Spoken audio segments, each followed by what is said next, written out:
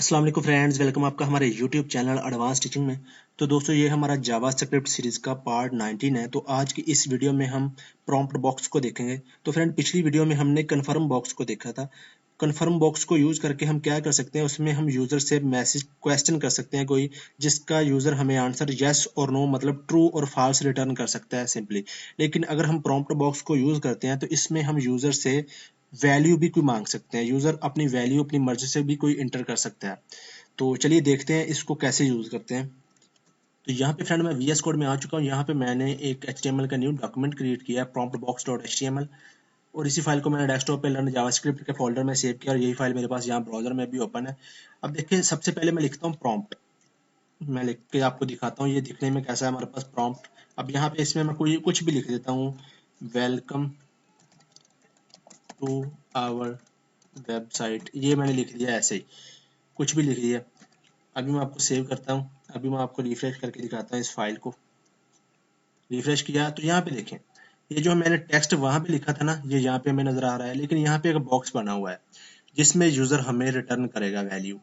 कोई भी यहाँ पे यूजर टाइप करेगा, टाइप करके ओके के बटन पे क्लिक करेगा तो वो ये जो वैल्यू इसने यहाँ पे लिखी है वो हमें उधर हम फैच कर सकते हैं। मैं अभी आपको करके भी दिखाऊंगा। अगर कैंसिल करेगा तो मतलब हमें फैच वहां पे नहीं होगी। चलिए मैं आपको दिखाता हूँ कि इसको कैसे करते हैं।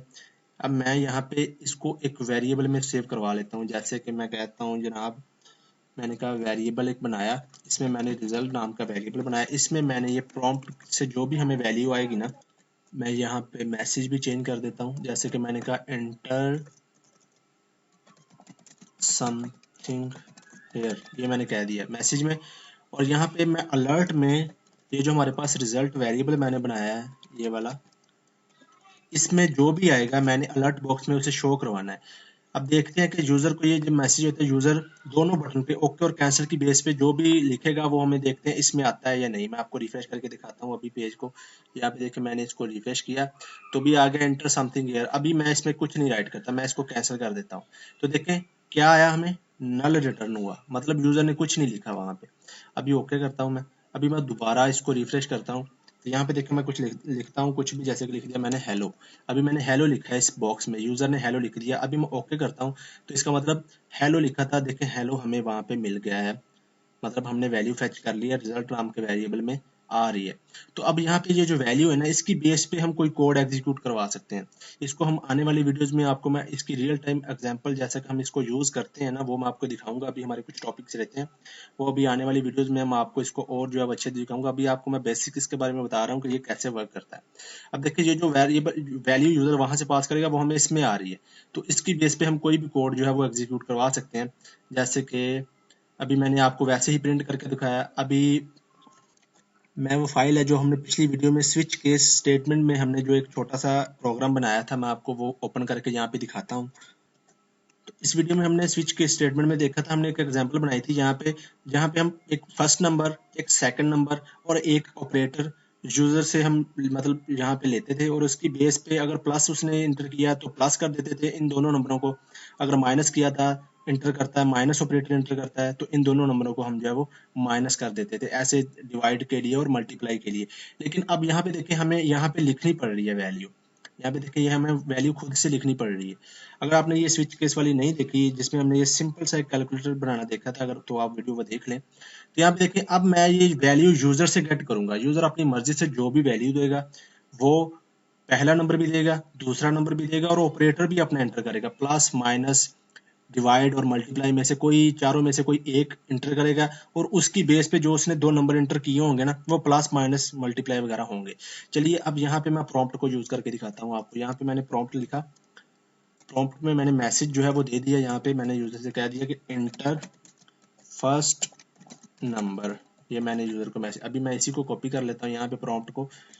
यहाँ पे फर्स्ट वाले वेरिएबल में मैंने फर्स्ट वाला नंबर जो भी होगा वो फर्स्ट वाले में सेव करवा लिया यहाँ पे। अभी मैं यहाँ पे लिख देता हूँ सेकंड, सेकंड नंबर। यूजर को मैसेज आएगा और बॉक्स भी बनेगा साथ में।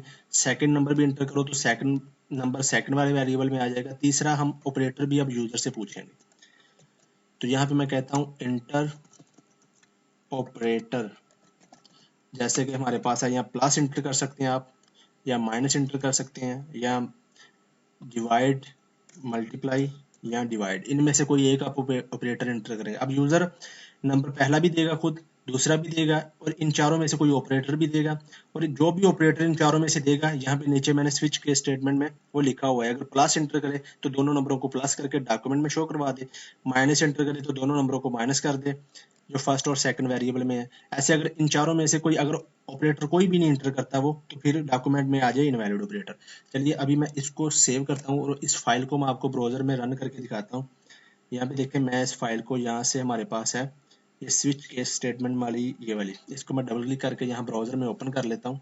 अब देखिए सबसे पहला आया इंटर फर्स्ट नंबर, पहला नंबर एंटर करो, तो उसने पहला नंबर एंटर कर दिया जैसे कि 50, मैंने 50 एंटर कर दिया, ओके करता हूँ मैं इसको।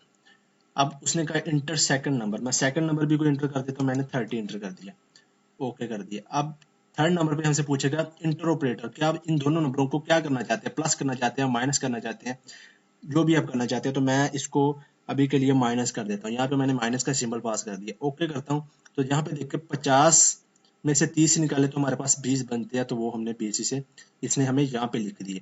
अभी देखें मैं इसको रिफ्रेश करता हूँ, अभी मैं नंबर दे देता हूँ, कोई भी नंबर मैंने जैसे कि दे दिया, ऐसे मैंने लिख दिया, दूसरा नंबर भी मैंने दे दिया।